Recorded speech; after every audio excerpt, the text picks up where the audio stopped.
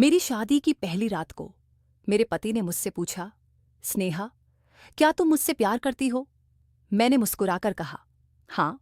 फिर उसने कहा, क्या तुम मेरे प्यार की सख्ती को सह सकोगी? मैंने बिना सोचे हाँ में सिर हिला दिया। लेकिन मुझे नहीं पता था कि उसके प्यार का मतलब क्या होगा। उसने मेरे शरीर के हर हिस्से पर अपने दांतों के गहरे निशान छोड़ दिए। मैं दर्द से तड़प उठी, चीखना चाहा, लेकिन उसने मेरे मुंह पर हाथ रख दिया और धीरे से कहा, आवाज मत करो, लोग समझेंगे कि हम प्यार कर रहे हैं। सुबह मैं सिर झुकाए रसोई में खड़ी थी। मेरा दिल इतनी जोर से धड़क रहा था कि बस मैं और मेरा भगवान ही जानता था। कल रात की तकलीफ को मैं शब्दों में बयान नहीं कर सकती। बड़ी मुश्किल से मैं उसकी बाहों से निकलकर रसोई में आई थी। मेरा हाल बहुत बुरा था। मेरे पूरे शरीर पर दांतों के गहरे निशान थे। कल रात जब वह मेरे पास आया तो उसने अचानक मेरे हाथों को अपने हाथों में पकड़ लिया और अपने चेहरे के करीब लाते हुए बोला, मुझसे प्यार करती हो?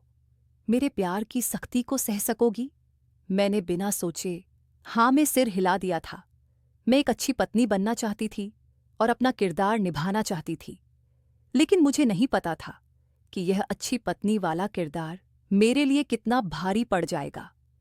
मेरा सिर्फ वहां कहना था और वह मुझ पर जानवरों की तरह टूट पड़ा। उसने मेरे शरीर के हर हिस्से को दांतों से काटा। मैं चिल्लाने लगी तो वह मेरे कान के पास आकर धीमी आवाज में बोला, आवाज मत करो, लोग समझेंगे कि हम प्यार कर रहे हैं। उसकी ये बात मेरी समझ से बाहर थी। कुछ जगहों से तो मेरा खून भी निकल आया था और उस खून को उसने इतने आराम से छांटकर साफ किया कि मैं हैरान रह गई कि यह क्या गंदी हरकत कर रहा है। लेकिन वह मेरा पति था, इसलिए मैं कुछ नहीं बोली। अभी भी वह मुझे अपनी बाहों में जकड़कर लेटा हुआ था, लेकिन मैं अब थक चुकी थी। पहले मैंने बाथरूम में छिपने का सोचा था, लेकिन मुझे पता था कि अगर यह आदमी वहां भी पहुंच गया तो मेरी जिंदगी वहां खत्म हो जाएगी। इसलिए मैं फौरन रसोई में आकर खड़ी हो गई थी। मुझे बहुत जोर की भूख लग रही थी, लेकिन चूल्हा नए तरीके का था। ये घर नहीं बल्कि एक शानदार हवेली थी। मुझे समझ नहीं आ रहा था कि मेरे मम्मी पापा को इतना अच्छा और अमीर घर का रिश्ता कैसे मिल गया। मैंने चूल्हा जलाने की बहुत कोशिश की, लेकिन कुछ नहीं हुआ। मेरे हाथ बार बार गलत जगह जा रहे थे। आखिर में मैंने चूल्हा एक तरफ छोड़ दिया और चुपचाप एक कोने में बैठ गई। मैं ऊपर वाले से दुआ करने लगी कि कोई नौकर ही जाग जाए। इतना बड़ा घर था, मैं इतना तो समझ गई थी कि यहाँ ढेर सारे नौकर होंगे। मैं अभी डाइनिंग टेबल पर सिर रखे बैठी थी, तभी अचानक रसोई के दरवाजे पर आवाज हुई। मैंने सिर उठाकर देखा तो करण बिना कपड़ों के खड़ा था। उसके चेहरे पर गहरी मुस्कान थी और हाथ सीने पर बंधे हुए थे। उसकी मुस्कान देखकर मैं डर से कांप उठी और अपनी जगह से घबराकर खड़ी हो गई। मेरे चेहरे पर डर छा गया था। वो मुझे देखते हुए अचानक प्यार भरे लहजे में बोला, मेरी जान, तुमने कमरे से बाहर आने की कोशिश ही क्यों की, जब तुम जानती हो कि तुम्हें यहाँ का कुछ नहीं पता? मुझे पता है कि तुम्हारी यह हरकत मुझे कितनी बुरी लगी है। ये कहते कहते वह मेरे बिल्कुल पास आ गया। मैं बहुत ज्यादा डर चुकी थी। मेरा दिल चाह रहा था कि अभी इस घर से भाग जाऊं, क्योंकि रात की उसकी सख्ती मैं नहीं भूली थी। उसने मेरी कमर को अपनी बाहों में जकड़ लिया और मुझे अपने करीब करते हुए बोला, मैं क्या पूछ रहा हूं, जवाब दो। अब उसका चेहरा सख्त हो रहा था और आंखों में गुस्सा दिखने लगा था। मैं बहुत डर गई थी और हकलाते हुए बोली, मुझे भूख लग रही थी, इसलिए मैं नीचे आ गई, लेकिन मुझसे यह चूल्हा नहीं जल रहा। मैंने यह शब्द बहुत मुश्किल से बोले थे। मेरी बात सुनकर उसने एक नज़र मेरे शरीर पर डाली और फिर चूल्हे की तरफ देखते हुए बोला, ऐसा क्यों लग रहा है कि मेरी प्यारी पत्नी झूठ बोल रही है? मैं उसकी पीठ को बेबस नज़रों से देख रही थी। मैं कहाँ फंस गई थी, मुझे कुछ समझ नहीं आ रहा था। लगभग शादी से 1 महीने पहले मम्मी और पापा बहुत खुश होकर घर आए थे। मैं उन्हें हैरानी से देख रही थी। अचानक मम्मी ने मेरा माथा चूमा और मुझे देखते हुए बोली, मेरी बेटी, तुमने बहुत अच्छे नसीब लिए हैं। देखो कितना अच्छा रिश्ता बैठे बिठाए मिल गया। हाँ, उन्हें शादी की थोड़ी जल्दी है, लेकिन हमें कोई परेशानी नहीं। मेरा दामाद लाखों में एक हीरा है। मैं उन्हें पूरी तरह बताऊंगी। हम बहुत गरीब परिवार से थे। पापा रेलवे स्टेशन पर काम करते थे और मम्मी लोगों के घरों में जाकर बर्तन साफ करती थी। जब अचानक इतने बड़े घर का रिश्ता मिला तो वे खुशी से फूले नहीं समाये और फौरन हाँ कर दी। सिर्फ 1 महीने में शादी की सारी तैयारियां पूरी हो गई और मैं इस हवेली में आ गई। लेकिन अब ना जाने क्यों मुझे यहां आकर अपने पति से बहुत डर लग रहा था। जब मैंने उसे दूल्हा बनते देखा था तो मैं अपना दिल हार बैठी थी। लेकिन कल रात जो उसके साथ गुजरी, उसे याद करके मेरे रोंगटे खड़े हो रहे थे। उसने चूल्हा जला दिया और अब उस पर चाय बनाने के लिए पानी रख रहा था। मैं घबराकर बोली, आप नहीं करें, मैं बना लूंगी। मैं अचानक डर गई थी कि कहीं यह आदमी मुझे इस बात की सजा ना दे दे। मेरी बात सुनकर वह गहरे से मुस्कुराया और सिर नामे हिलाते हुए बोला, हाँ, बहुत जल्द अपनी पत्नी के हाथ का नाश्ता भी खाऊंगा, लेकिन आज मैं खुद अपने हाथों से तुम्हारे लिए नाश्ता बनाता हूं। रात भर मेरे प्यार की सख्ती को सहा है, कुछ इनाम तो बनता है। मैंने सिर झुका लिया। मैं बहुत ज्यादा घबरा रही थी। एक बात थी, भले ही मैं गरीब घर से थी, लेकिन भगवान ने मुझे बहुत खूबसूरत बनाया था। मेरे लिए कई रिश्ते आए थे, हाँ, लेकिन इतने अमीर घर से कभी नहीं आया था। यही वजह थी कि मम्मी पापा ने ज्यादा सोचने समझने का वक्त नहीं लिया और 1 महीने में ही मुझे विदा कर दिया। कुछ ही देर में कर्ण ने बहुत अच्छा पराठा और चाय बना ली। मेरा इरादा ऑमलेट खाने का भी था, लेकिन मैंने अपनी जुबान से कुछ नहीं कहा। पराठा और चाय मेरे सामने रखते हुए वह बोला, अब बताओ, सालन के साथ पराठा लोगी या तुम्हारे लिए ऑमलेट बना दूं? मेरी जुबान उसके होठों पर अटक गई थी। एक पल के लिए मेरा दिल चाहा कि मैं मुंह खोलकर बोल दूं, लेकिन फिर मैं झिझक गई और सिर नामे हिलाते हुए बोली, नहीं नहीं, कोई जरूरत नहीं, मैं चाय के साथ ही पराठा खा लूंगी। वह मेरे बालों में हाथ फेरते हुए बोला, नहीं स्वीट हार्ट, बोलो क्या चाहिए? अब मुझे थोड़ी घबराहट हुई, लेकिन मैंने हिम्मत करके अपनी जुबान से कहा, मुझे ऑमलेट चाहिए। मेरे कहने की देर थी कि उसने फौरन मेरे लिए ऑमलेट भी तैयार कर दिया। मैं अब उसे हैरानी से देख रही थी, क्योंकि उसने अपने लिए तो नाश्ता बनाया ही नहीं। मैं फौरन बोली, आपने अपने लिए तो कुछ बनाया ही नहीं, आप इससे खा लें। लेकिन वह सिर नामे हिलाते हुए बोला, नहीं तुम खाओ, मैं अभी कपड़े बदलूंगा और फिर ऑफिस के लिए निकल जाऊंगा। मेरे पास ज्यादा वक्त नहीं है, बस तुम्हारे पास बैठना चाहता था। और हाँ, कमरे से बाहर निकलने की अब दोबारा ऐसी हरकत मत करना।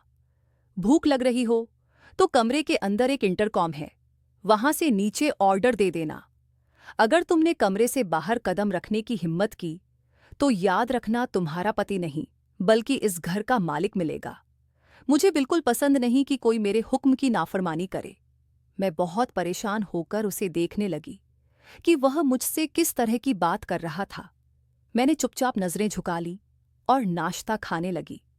2-4 निवाले में ही मेरा दिल भर गया था, लेकिन अपने पति के सामने मैं एक शब्द नहीं बोल सकती थी, इसलिए चुपचाप नाश्ता निगल लिया।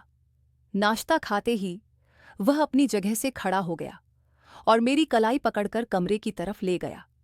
मेरा दिल एक बार फिर जोर जोर से धड़कने लगा, क्योंकि मुझे डर था कि कहीं वह फिर मुझ पर वहीं जुल्म ना ढाए। लेकिन शुक्र था कि कमरे में आने के बाद वह मुझे छोड़कर बाथरूम चला गया। मैंने राहत की सांस ली। कुछ देर बाद वह बाथरूम से बाहर आया तो तौलिया लपेटे हुए था। मुझे बहुत शर्मिंदगी हुई। मैंने फौरन सिर झुका लिया। वह हंसते हुए बोला, अब क्या शर्म, हमारा तो रात में ही हर पर्दा हट गया था। मेरे गाल जल उठे। वह फिर हंसते हुए बोला, तुम शर्मा रही हो, मुझे हैरानी हो रही है। हालांकि मैंने तुम्हें रात भर अपने प्यार की बारिश में भिगोया है, फिर भी तुम्हारा ये जवाब देखकर मुझे सचमुच बहुत हैरानी हो रही है। मैंने कुछ नहीं कहा, बस चुपचाप उसकी बात सुन ली।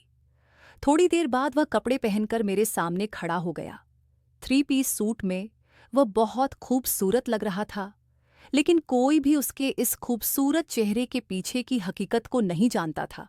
अचानक वह मेरी गर्दन की तरफ झुका और बिना सोचे समझे उसने अपने दांत मेरी गर्दन में गढ़ा दिए। मेरा दम निकलने वाला हो गया। मैं अचानक तड़प उठी और उसकी पीठ पर मुक्के मारे ताकि वह मुझे छोड़ दे, लेकिन वह ऐसा हो गया जैसे उसे कोई फर्क ही ना पड़ता हो। और फर्क पड़ता भी कैसे? मैं एक नाजुक लड़की थी और वह एक मजबूत शरीर वाला आदमी था। उसकी बॉडी से ही पता चल रहा था कि वह नियमित जिम करता है। अपनी मर्जी से वह मेरे पीछे से हटा। मेरी गर्दन का खून उसके होठों पर लगा था।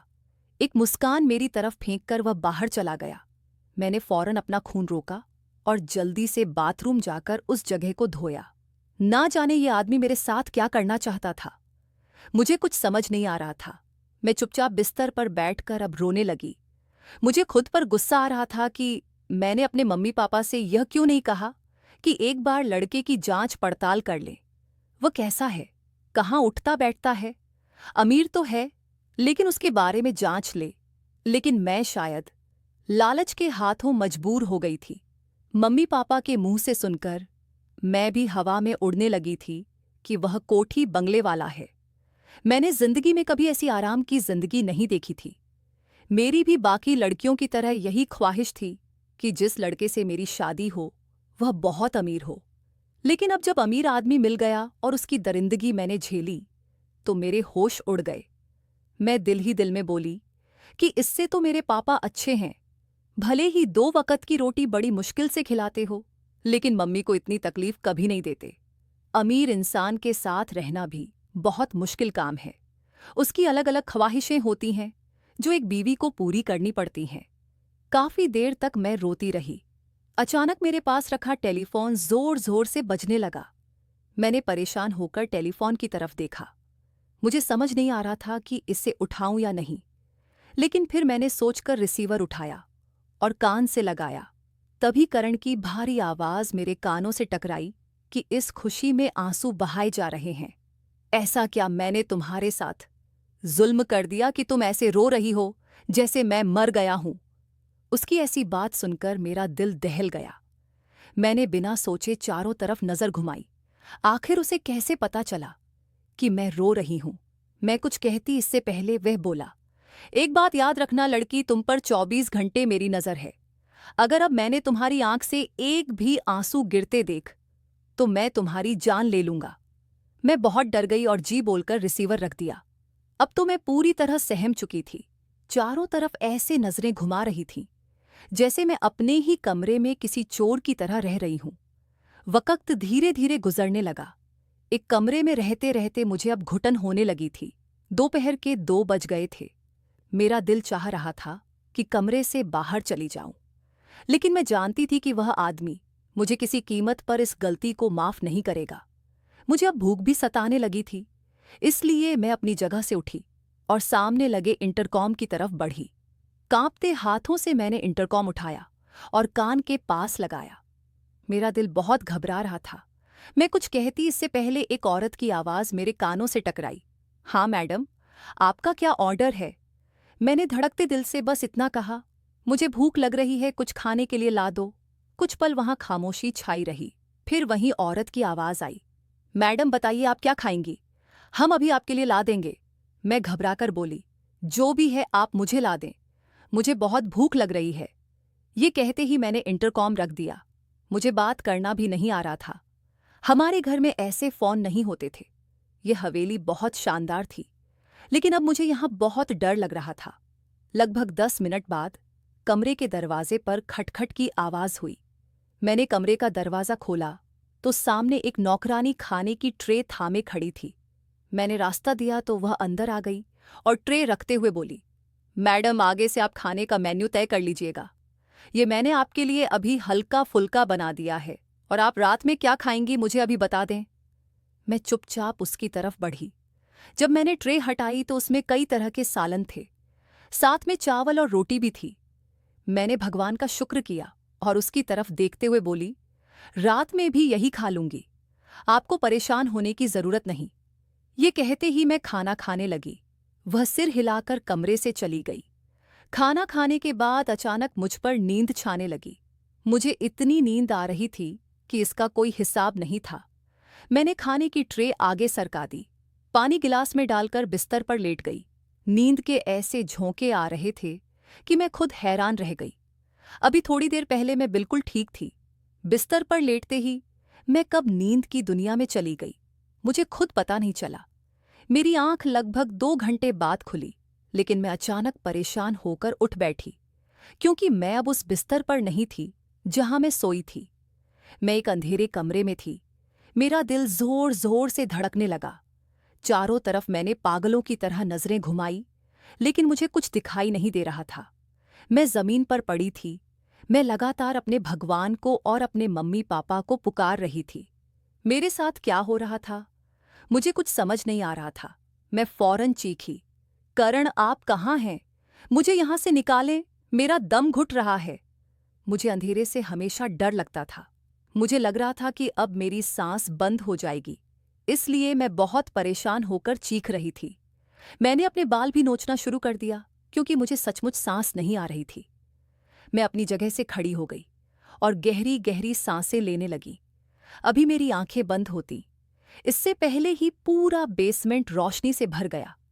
मैं जिस जगह थी वह इस हवेली का तहखाना था। मैंने घबराकर चारों तरफ नजर घुमाई। सामने दरवाजे के पास करण दरवाजे से टेक लगाए खड़ा था। मैं फौरन उसकी तरफ भागती हुई गई और बिना सोचे समझे उसके सीने से लगकर जोर जोर से रोने लगी, क्योंकि मैं अंधेरे में बहुत डर गई थी। उसने मेरी तरफ अपनी बाहें नहीं लपेटी। काफी देर तक अपना दिल हल्का करने के बाद मैं उससे अलग हुई तो उसके चेहरे पर डरावनी ठंडक थी। मैं कुछ कहती, इससे पहले उसने मेरे बालों को अपनी सख्त पकड़ में लिया। अपना चेहरा मेरे चेहरे के करीब लाते हुए बोला, किसकी इजाजत से तुमने नौकरों पर अपना फैसला छोड़ा? तुम्हें एक बार यह ख्याल नहीं आया कि मुझे फोन करके पूछ लो कि मैं दोपहर में क्या खाऊं? उसकी सख्त आवाज सुनकर मुझे अपनी रीढ़ की हड्डी में सिहरन महसूस हुई। मैं कुछ कहती, इससे पहले वह और बोला, इसके बाद अब तुम मेरे ही सीने से लगकर आंसू बहा रही हो। हालांकि मैंने तुम्हें सुबह ही कहा था कि मुझे तुम्हारी आंख में एक आंसू नहीं चाहिए। मैं उसकी बातें सुनकर बहुत घबरा गई। मेरे शरीर का हर हिस्सा कांप रहा था। ये कैसा सनकी इंसान था जो ऐसी बातें कर रहा था? मेरे दिमाग में अचानक सिर्फ एक ही बात आई। मैं कुछ कहती, इससे पहले उसने मेरे मुंह पर जोरदार थप्पड़ मारा, जिससे मैं लड़खड़ाते हुए जमीन पर गिर गई। वह मुझे देखते हुए बोला, आगे से अगर तुमने अपनी जीवन का फैसला किसी नौकर या किसी अनजान इंसान पर छोड़ा तो मैं तुम्हारी जान ले लूंगा। तुम अपनी जीवन का फैसला खुद भी नहीं करोगी। तुम क्या पहनोगी, क्या खाओगी, सब मैं तय करूंगा, और तुम सब चीजें मुझसे ही पूछोगी। अगर तुमने किसी और को अपनी जिंदगी में शामिल करने की हिम्मत की तो मैं तुम्हारी जान निकाल दूंगा और तुम्हारा शरीर कुत्ते बिल्लियों के आगे डाल दूंगा। तुम अभी अपने पति के गुस्से से वाकिफ नहीं हो। उसकी सख्त आवाज मुझे अजीब सी तकलीफ दे रही थी। मैं फौरन हाँ में सिर हिलाने लगी। मेरा बस नहीं चल रहा था कि इस हवेली से भाग जाऊं। अचानक वह मेरे करीब बैठ गया और फिर अपना चेहरा मेरे चेहरे के पास लाते हुए बोला, अगर यह बात अब तुम्हारे दिमाग से बाहर निकली तो याद रखना, तुम्हें इंसान नहीं बल्कि जल्लाद मिलेगा। उसकी बात सुनकर मैं बिल्कुल चुप हो गई। उसने मेरा बाजू पकड़ा और मुझे लेकर बाहर की तरफ बढ़ा। जैसे ही मैं बाहर आई, मैंने राहत की सांस ली। शाम के साए अब ढलने लगे थे। वह मुझे लेकर सीधा कमरे में आया।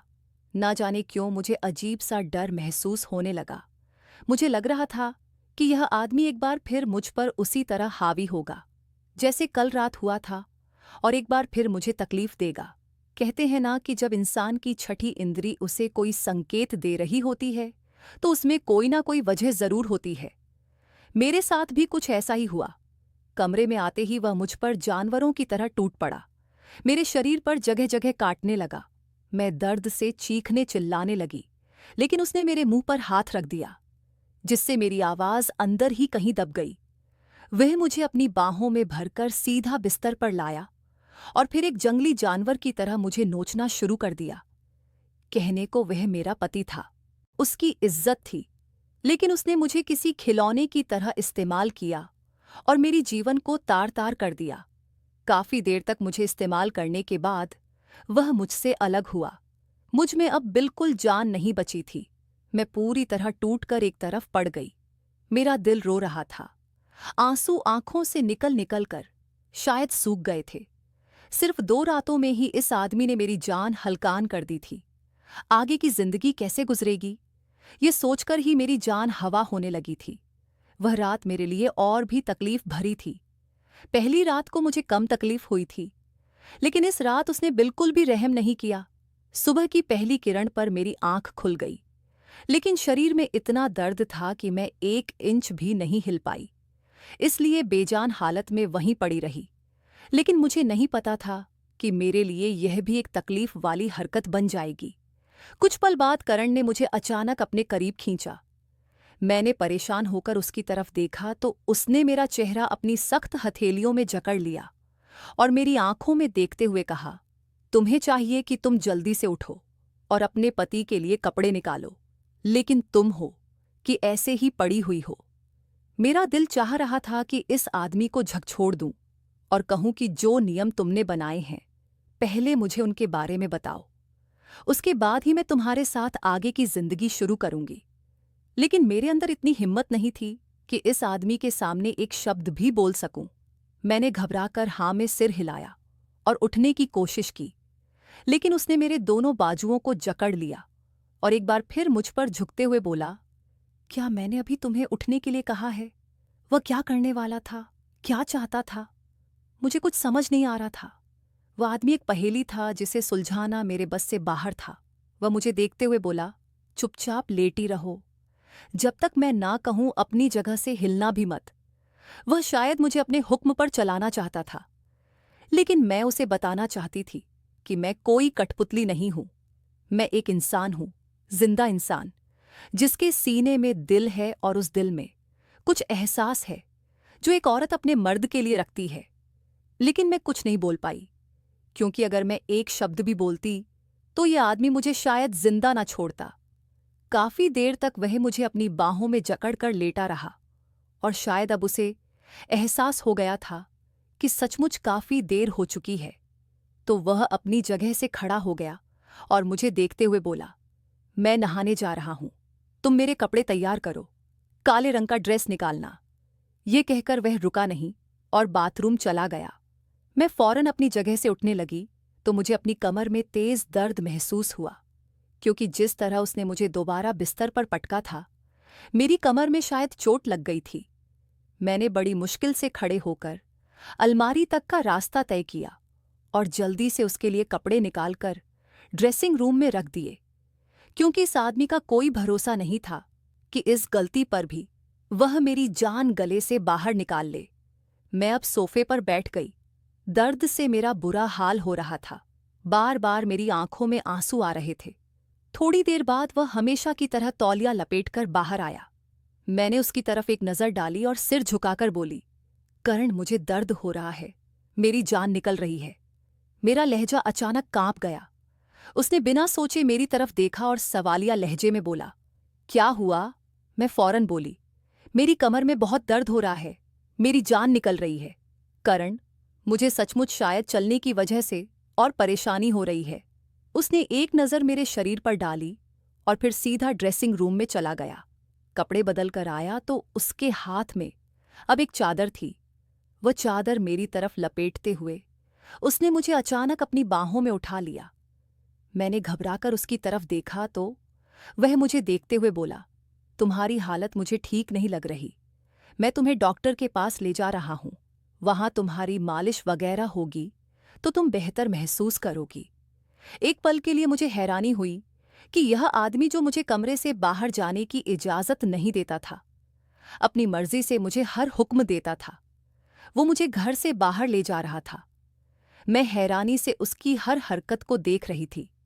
वह मुझे लेकर सीधा पोर्च में आया और अपनी गाड़ी की आगे वाली सीट पर बिठाते हुए बोला, डॉक्टर को घर भी बुला सकता था, लेकिन मेरे पास अभी ज्यादा वक्त नहीं है। मैं तुम्हें क्लिनिक छोड़कर सीधा ऑफिस जाऊंगा। अपना चेकअप वगैरह करवाकर तुम वहीं बैठी रहना।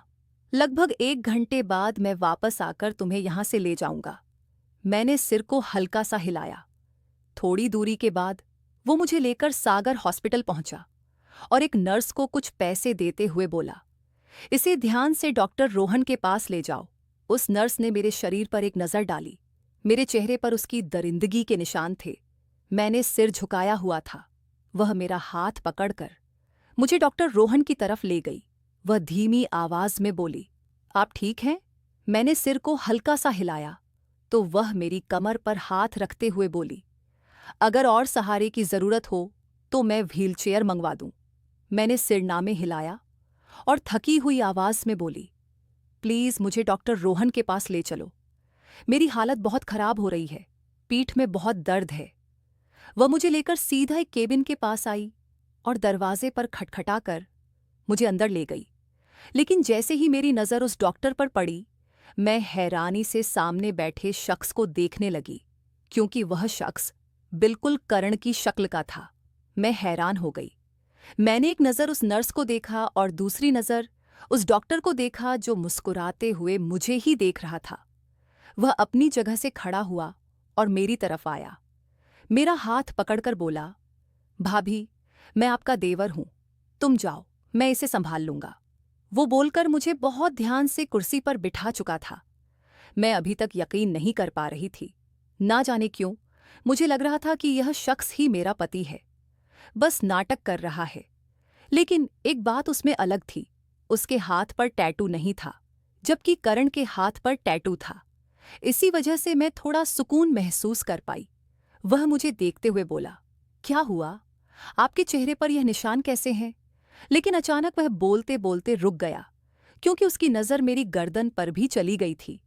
वह नज़रें चुराते हुए बोला, आपने उनसे शादी क्यों की?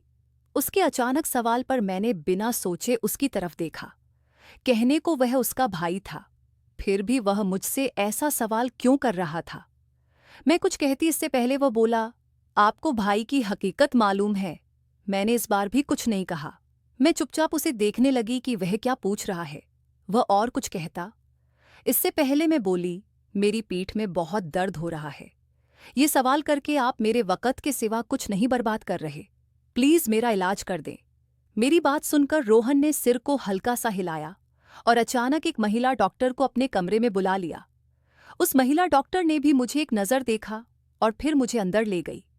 मुझे उल्टा लिटाकर वह धीरे धीरे मेरी कमर पर कोई मरहम लगाने लगी। वह अचानक बोली, जानती हो मैं कौन हूं?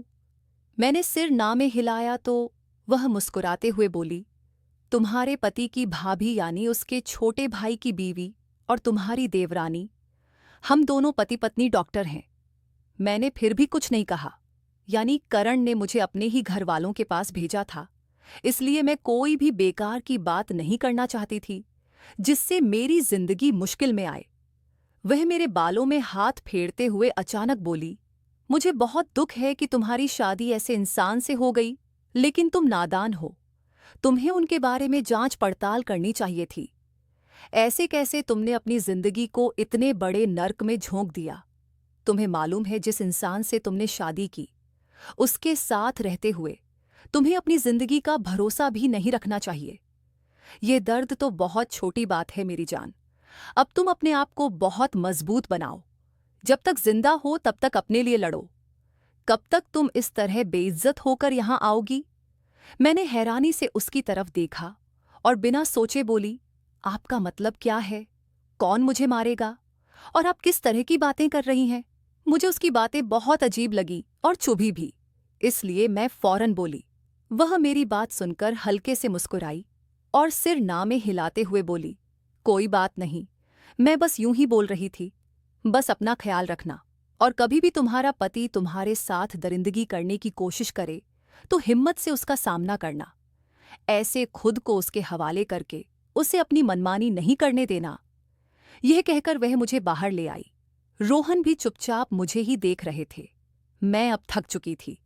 जब वह दोनों मुझसे इतनी हमदर्दी दिखा रहे थे तो मेरा भी हक बनता था कि मैं उनसे पूछूं कि वे बोलना क्या चाहते हैं। मैं रोहन की तरफ देखते हुए बोली, आपके भाई को आने में आधा घंटा है। मैं आपसे कुछ सवाल करना चाहती हूँ। क्या आप मुझे अपनी छोटी बहन या अपना मरीज समझकर सच सच बताएंगे? मेरी बात सुनकर रोहन ने अपनी चश्मे की आंखों से मुझे देखा और सिर हिलाते हुए बोला, बोलो क्या बात है? कुछ पल मैं खामोश रही। मैं जानती थी कि अगर इस शख्स ने करण को इन बातों के बारे में बता दिया तो वह मेरी जान ले लेगा, मुझे कहीं का नहीं छोड़ेगा। सिर्फ अपना फैसला मैंने एक नौकरानी पर छोड़ा था तो उसने मुझे बेसमेंट में बंद कर दिया, मेरे चेहरे पर थप्पड़ मारा और फिर सारी रात मुझे तकलीफ दी। और अगर उसे पता चल गया कि मैंने उसके भाई से ऐसे सवाल किए हैं तो वह मुझे बिल्कुल नहीं छोड़ेगा। लेकिन मैंने हिम्मत नहीं हारी। मैं उसकी तरफ देखते हुए बोली, आपका भाई बहुत अजीब हरकतें करता है, दांत गाड़कर खून निकालता है और उसे चाटता है। अजीब सी बेकार हरकतें करता है। अगर मैं उसके खिलाफ जरा सा भी कुछ करूं या अपनी जीवन के लिए अपनी मर्जी से कोई काम करूं तो वह जानवर बन जाता है। ये सब माजरा क्या है? वह ऐसा बर्ताव क्यों करता है? क्या उसके अतीत में कोई दर्द छिपा है या कोई और बात है? मेरी बात सुनकर रोहन खामोश हो गए। कुछ देर कमरे में खामोशी छाई रही। अचानक उनकी बीवी बोली, जब तुमने यह शादी की थी, क्या तुम्हारे घर वालों ने तुम्हारे पति के बारे में जांच पड़ताल की थी? उसकी कोठी में जाकर पता किया था कि यह कैसा इंसान है, या फिर उसके ऑफिस में पता करवाया था? मैंने सिर नामे हिलाया। वह मुझे देखते हुए और बोली, ये शादी कितने वक्त में हुई? मतलब तुम और वह कितने दिनों में एक दूसरे के हुए? ये रिश्ता कितने दिन तक चला? मैं फौरन बोली, सिर्फ 1 महीना। मम्मी और पापा एक दिन घर आए थे और उन्होंने कहा कि तुम्हारे लिए एक बड़ी कोठी वाले का रिश्ता आया है, और हमने हाँ कर दी है। मुझे नहीं मालूम कि मम्मी पापा ने उनके बारे में जांच पड़ताल की थी या नहीं।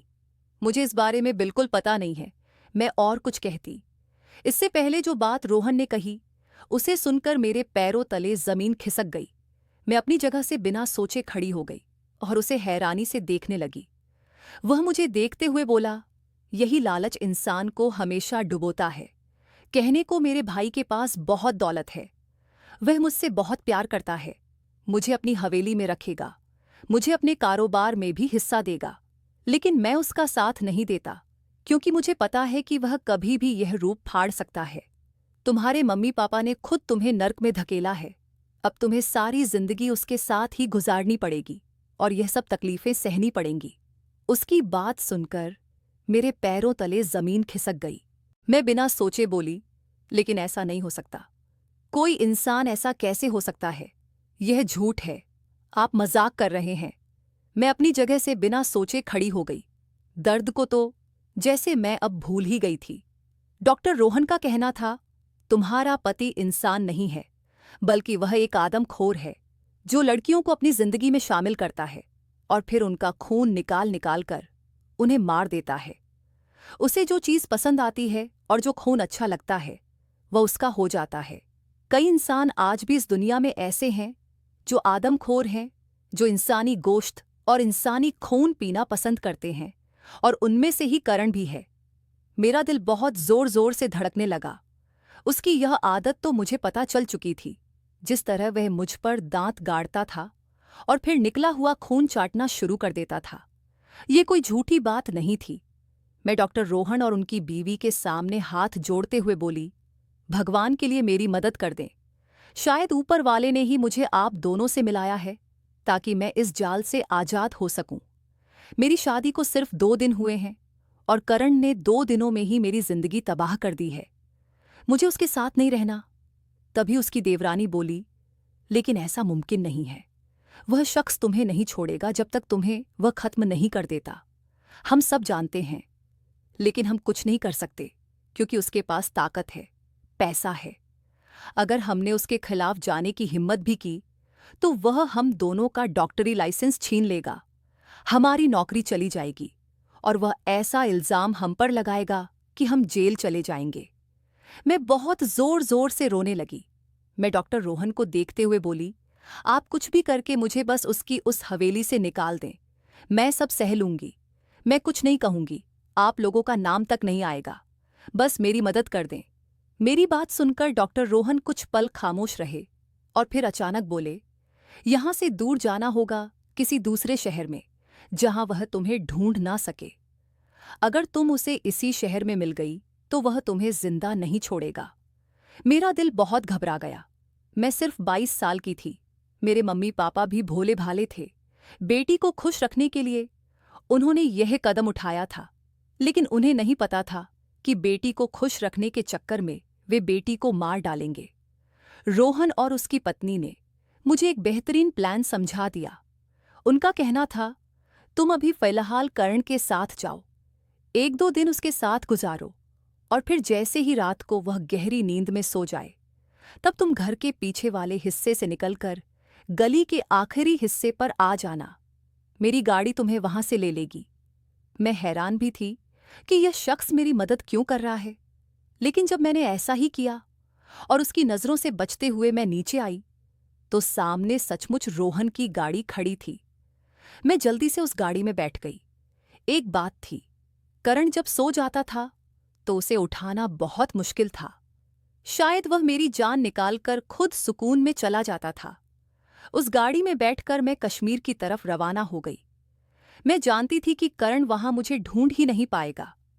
कश्मीर एक बहुत खूबसूरत और बड़ा शहर है, जहां मेरा मिलना उसके बस से बाहर था। और फिर ऐसा ही हुआ। वहां जाकर मैं एक गरीब इलाके में बस गई। शुरू में मुझे बहुत तकलीफ हुई, लेकिन अब मैं शुक्र के साथ रह रही हूं। मैं बस ऊपर वाले से दुआ करती हूं कि कभी किसी बेटी के साथ ऐसा हादसा ना हो, कभी किसी बेटी को ऐसी तकलीफ ना आए, क्योंकि कोई भी बेटी इतनी तकलीफ सह नहीं सकती। दोस्तों, क्या मुझे उस आदमी के पास दोबारा लौट कर जाना चाहिए या नहीं? अपनी राय कमेंट बॉक्स में ज़रूर बताइए। अगर आपको हमारी यह वीडियो पसंद आई हो तो वीडियो को लाइक और चैनल को सब्सक्राइब ज़रूर करें।